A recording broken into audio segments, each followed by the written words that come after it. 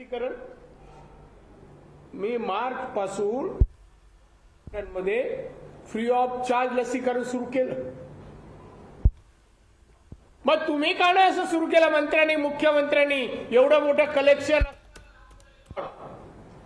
केवढं मोठं कलेक्शन आहे, काय वाटत नाही? हे नाही ते नाही. अहो राज्याला तरतूद आहे घटनेमध्ये. मग त्या राज्यासाठी राज्य प्रमुखाने लोकांचं आरोग्य चांगलं ठेवण्यासाठी नको का? का केंद्राकडे बोट दाखवतात? आमच्याकडे 2 दिवसात शिल्लक आहे, 1 दिवस. अरे वा, प्लॅनिंग नाही का करत? तर आरोग्य खात्यात एखादा वाजे निर्माण करायचा ना. आता आणतात का बाकी सस्पेंड झालेले काही अधिकारी आणतायत? काही वाटत काही कारण सांगतायत. केंद्राच्या नावाने डंका केंद्राने. आता मी संजय राऊत त्यांची मुलाखत एबीपी माझावर परत घेतली. परत फरक पडला हो. कुठल्या डोसने पडला माहित नाही, कुठल्या लसीकरणाने. पहिले अशा शाळेत करायच्या, आता शाप इथपर्यंत आहे. केंद्राच्या नावाने डंका करायची गरज काय? जेव्हा जीएसटीचे पैसे, अरे जेव्हा होतील तुम्हाला ड्यू असतील ते येतील. आलेला थकले कुठे? लसीकरण देतो ना आम्ही. आता पण या 2 दिवसाजवळ 19 लक्ष लसीकरण येणार. केंद्र कुठे कमी पडत नाही, पण स्वतःचा अपयश केंद्र सरकारकडे बोट टाकून आपलं अपयश झाकायचं काम हे सरकार करत आहे. झाकायचं काम करत. एक तरी मंत्रिमंडळाचा मंत्री आपल्या खात्याचा कारभार योग्य करतायत का? या हाऊसिंगची गोष्ट, म्हाडाची गोष्ट, प्रकरणाच्या प्रकरण येत आहे. काम न करता कॉन्ट्रॅक्टरना पैसे दिले जात आहेत. वर्क ऑर्डर देतात, चेक देतात, साईटवर काम नाही. हे आश्चर्य आहे. काय फसवणूक आहे, काय भ्रष्टाचार आहे सगळ्याच खात्यामध्ये. त्यांना उद्या सरकार गेलं माझं काय? त्यामुळे जेवढे दिवस आहेत तेवढं जनतेचं शोषण करायचं हा एक कलमी कार्यक्रम या सरकारचा चाललाय. किती नवीन ऑफिस मुंबई उघडली हो. कॅटरिंग कॉलेजकडे ऑफिस, मातोश्रीच्या जवळ ऑफिस, बांद्र्याला अजून एक ऑफिस. किती ऑफिस झाली एका मंत्र्याची. ही कशाला, काय काम करतात तिथे, काय कोण येतं कोण जातं? पोलिसांना माहित नसेल तर मला माहिती आहे, तरी मला विचार. आणि कोण बसतं, कोण कोणाला बोलवतात, काय तडजोड आणि कशाची, सगळं. हे जनहिताचं आहे का? हे विधायक आहे का? हे शैक्षणिक आहे? सांगावं. काहीतरी बोलत एक हात धुवा आणि मास्क लावा, याच्यामध्ये काहीच नाही. ही 2च वाक्य म्हणजे कारभार. आणि म्हणून हे काय शॉर्टेज आहे ना आरोग्य भागाचं, आरोग्य विभाग ते या पैसे काढा म्हणा. आता 1.5-1.25 वर्षाची जी काय बचत केली आहे ना कुठेतरी, ती काढा. थोडी लसीकरण, थोडे बेड वेगवेगळ्या घ्यायला वापरा. आता कालच एक माणूस आला पाहिजे, शोरूम आहे जूला शोरूम आहे, त्याच्या दुकानात 3 ग्राहक आला. 3. एक तर गेल्या वर्षावर धंदा नाही, कर खिशात इकडून तिकडे जमा करून भरले. 3 माणसं आली म्हणून तुम्ही नियमाचा भंग केला. धंदा 1 रुपयाचा उरतो सकाळून झाला नाही. मग त्या अधिकाऱ्यांनी 10,000ची पावती फाडली आणि गेलं. धंदा 1 रुपयाचा नाही आणि 3 माणसं आहेत म्हणून 10,000चा दंड. महाराष्ट्रात व्यापारी यावे, गुंतवणूक यावी म्हणून आतापर्यंतच्या राजकारत्यांनी प्रवृत्त केलं लोक व्यापाऱ्यांना, आणि आम्ही व्यापाऱ्यांच्या मागे लागतो. याला पैसे द्या, त्याला पैसे द्या, लॉकडाऊन करीन. हे राज्य काही विकत घेतलं काय? लॉकडाऊन करीन. एकाच शब्दावर जोर देतात. काय अधिकार आहे? मी तर म्हणजे तुम्ही पूर्ण मुख्यमंत्री नाहीये.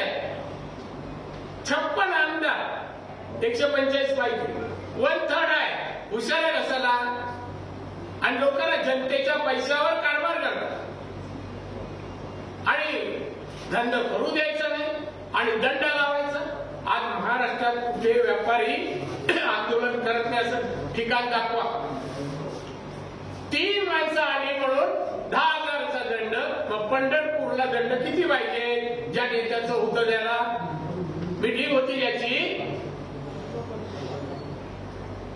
किती पाहिजे? अर्थमंत्री आहे, मग त्यांना काय नाही दंड. आता नोटीस दिली, त्या नोटीस काय होणार माहिती? सर्वसामान्य व्यापारी, जनता, उद्योजक सगळे त्रस्त आहेत. आता हा महाराष्ट्र दुरुस्त करायला, आर्थिक स्थिती सांभाळायला 5 वर्ष तरी किमान लागतील. आणि म्हणून मला वाटतं लॉकडाऊन करून या राज्याचं आर्थिक नुकसान तर केलं. सर्वसामान्य माणसाची उपासमार लॉकडाऊनमुळे झालेली आहे. त्यासाठी उपाय काय नाही, फक्त बंद आल्यापासून हे कॉन्ट्रॅक्टर हे काम बंद, सगळी कामं बंद केली होती. 1 महिन्याने चालू झाली. कशी चालू झाली परत? मैं विचार दोघांना बोला, अरे आपका काम बंद किया था इन लोगों ने, चलो गए. हाँ साहब, मैं जाके मिला ना, बातचीत हो गई, परमिशन दे दिया उन्होंने. अरे काय म्हणून तो ऑफिशियल कॉन्ट्रॅक्टर आहे, त्यांनी टेंडर मध्ये इन्व्हाइट झाला, त्याला कॉन्ट्रॅक्ट मिळालं, काम सुरू केलं. त्याला आत्ता बंद करायचं काम काय? जन्माला आल्यापासून तडजोड, पैसे कमवायला लागले, बरेच दिवस बेकारी होते, नोकरी मिळत नव्हती पात्रता पाहून, आणि संधी मिळतात. शरद पवारांच्या कृपेने ओरवाडे चालू गेले, अद्याप चालू आहे.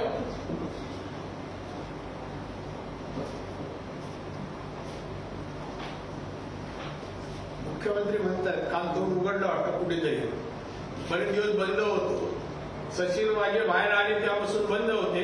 बाहेर म्हणजे ज्यांच्या बाहेर नाही, आपल्या कामाला लागले त्यापासून बंद होतं. राजकारण करू नये. कोण करतंय? तुम्हीच करताय केंद्राकडे. तुम्हाला हे केंद्राने सगळं दिलं ना. संजय राऊत म्हणा तुमचे हर्षवर्धन उत्तम आरोग्यमंत्री आहेत, आत्ताच म्हणाले, 15 मिनिटं झाली नाही. मग ते उत्तम आरोग्यमंत्री आणि मग आरोप कोणावर करताय? काय आणलं, काय झालं, थकबाकी आली, पीएम साहेबांनाच फोन लावताना तेव्हा चालतंय. आणि म्हणून मला वाटतं त्यांनी ही भाषा बोलू नये. आधी तुम्ही काहीतरी करून दाखवा. आजकाल छत्रपती शिवाजी महाराजांचं नाव जास्त घेतो, म्हणजे राऊत तर सारखाच घेतो. छत्रपती शिवाजी महाराजांच्या महाराष्ट्रात मराठी जे केंद्रामध्ये नेते आहेत ते बाजू घेत नाही. ते भावनेचा प्रश्न कुठे आला, महाराजांचा प्रश्न कुठे आला? आता महाराज असते तर 100 कोटी जमा करायला सांगितलेलं जिवंत नसते हो, कडेलोट करून टाकला. नको असले माणूस 100 कोटी खातात लोकांना, झाला 1 किलो धान्य मिळत नाही, उपासमार चालले. हॉटेल मालकांकडून पैसे चालतात, पण त्यांनी चालू न ठेवता पैसे द्यायचे. हॉटेलला बंद, त्याला बंद, पण 100 कोटी वजे जमवणार कुठून? बिचारा कंटाळला. काय परिस्थिती आहे? ज्यांनी लेटर बॉम्ब मध्ये काय दिलंय, कोणाची नावं दिली आहेत? अनिल परब कोणाचा पीए, कलेक्टर कोणाचा, कलेक्शन कोणाचा करतो? कोणाला सांगायला नको, पुऱ्या महाराष्ट्राला माहिती आहे. काय शब्दा घ्यायचं? बाळासाहेबांची मुलींची, त्या मुलींनी सांगितले काय कलेक्शन कर? काय साहेबांनी वरून तुला फोन केला? जोरात कामाला सांगितलं होतं का? आणि आता सगळी शब्द घेतो, मी हे नाही, तसं नाही, असं नाही. कोण म्हणतो तो सच्चा शिवसैनिक? म्हणणार नाही तर काय? एवढं कुठे जबाबदार दिल्यावर केवढी जबाबदारी? पैसे जमवा आणि आणून द्या. पाहिजे ते खातं देतो. ती परिवहन विकायला जी परिस्थिती आहे, बीएसटीची अवस्था विचारा, पगार मिळतो का, एसटीच्या कामगारांना मिळतो का, काय आहे, दुर्दशा आहे. मी बीएसटीचा चेअरमन, कधी तारीख चुकली नव्हती. बीएसटीच्या कामगारांनी तारीख चुकली नाही, बोनसची चुकली नाही. आता विचारा बोनस काय आणि पगार काय. शिवसेनेची सत्ता कॉर्पोरेशन मध्ये आहे. आज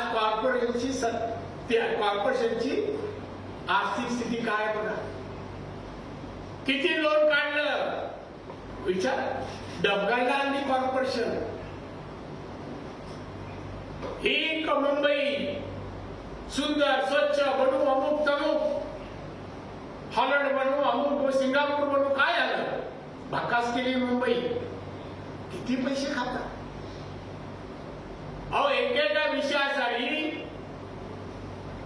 जे टेंडर येतात त्यांच्याच कंपन्या, एकाच कुटुंबातील एक माणूस इकडे एक माणूस तिकडे. त्याच्या घर दुरुस्ती मंडळाकडे जी कामं चालतात. मी विधानसभेत आमदार असताना एक प्रकरण काढलं. एका कंपनीत, लालबागची कंपनी, घर दुरुस्तीसाठी ती बिल्डिंग 100% शिवसेनेची होती. 100%. कधी काय झालं, सगळ्या महिला शिवसेनेवर खाली आहे. त्यांची बिल्डिंग तोडायला घर दुरुस्तीला आली. त्यांना दुसरी पर्यायी घरं दिली नव्हती. काही जणांना सामान रस्त्यावर काढून टाकलं. मराठी माणसासाठी जीवाची पर्वा न करणारे शिवसैनिक त्यांच्या घरचं सामान सगळं रस्त्यावर. सगळ्या महिला माझ्याकडे आल्या होत्या. नंतर आझाद मैदानाला बसल्या होत्या. ज्याने त्याग केला शिवसेनेत ते आज कुठे आहे. आता नको ते असे कलेक्टर आहे, सत्ता घेणार, कर्तृत्व चिडून सत्ता मुलीची पदाची नोकरीची. आणि म्हणून सचिन वाजे आणि अनिल परब, अनिल देशमुख आणि त्यांना प्रोत्साहित करून कलेक्शन मध्ये भागीदारी घेणारे जे आहेत त्यांनी या महाराष्ट्राची बदनामी केली. संपूर्ण देशामध्ये महाराष्ट्र एक भ्रष्टाचार आणि एवढं काय, माणसं मारण्याची सुपारी पोलिसच राज्यात घेत आहे. काय केलं होतं त्या हिरणनी, तुमची प्रॉपर्टी घेतली होती, का मारलं बिचारा गरीबाला. मुकेश अंबानीच्या घरावर का गाडी. देशात किती कर भरत असेल हे मोठे उद्योगपती. देशात देश चालतो, राज्य चालतं. त्याच्या घराला लागून जीप ठेवली स्फोटकाची. काय लावलं काय. हा सचिन वाजेला ही सुपारी दिली कोणी, धमकावण्याचा अंबानीला. हे कधीतरी मुख्यमंत्र्यांनी बोलायला पाहिजे. माझ्या राज्यात या आपण म्हणतो उद्योजकांना मुंबई जागतिक कीर्तीचं शहर, ते देशाला 34% रक्कम तिजोरी दरवर्षी देते. काहीतरी ठेवाय शान या मुंबईची.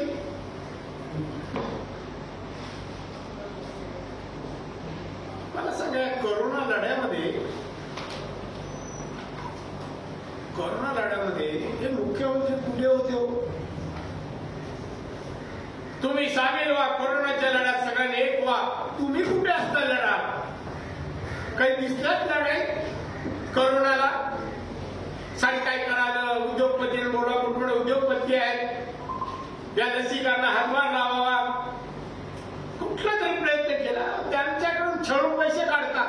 कोण तुम्हाला पैसे देईल.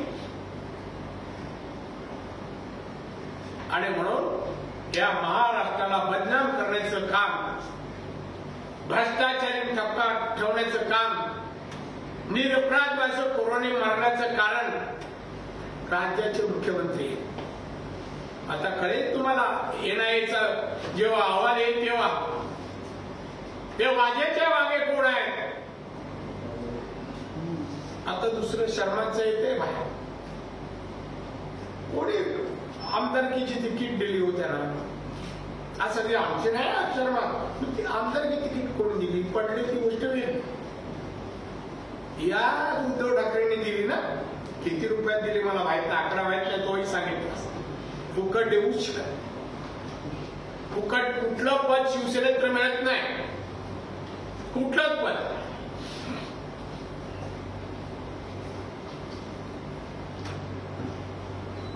आणि म्हणून कोरोनामध्ये तर बाहेर पडले नाही, स्वतःला कोंडून घेतलं मातोश्रीमध्ये. आणि उलट भारतीय जनता पक्षाला बदनाम कसं करायचं,